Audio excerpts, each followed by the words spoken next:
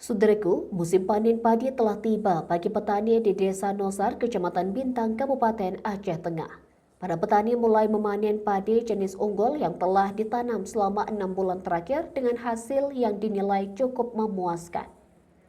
Ihsan Arika, salah satu petani di Kampung Muda Nosar, Kecamatan Bintang mengatakan, sebagian petani sudah memulai panen sebelum Hari Raya Idul Adha lalu.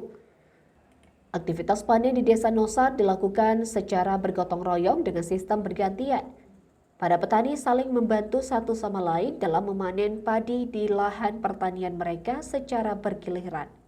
Di sisi lain, harga jual gabah di wilayah Aceh Tengah mencapai Rp300.000 sampai Rp350.000 per gating atau 5 kaleng yang tergolong tinggi dibandingkan musim-musim sebelumnya.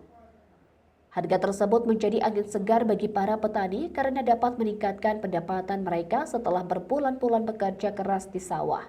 Para petani berharap harga tetap stabil hingga panen selesai. Namun demikian, para petani mengaku jarang menjual hasil panen padinya. Sebagian besar hasil panen disimpan di lumbung padi untuk memenuhi kebutuhan sehari-hari keluarga. Pemerintah daerah diharapkan terus mendukung sektor pertanian melalui penyediaan alat dan bahan pertanian yang memadai, serta akses pasar yang lebih luas untuk hasil panen petani lokal.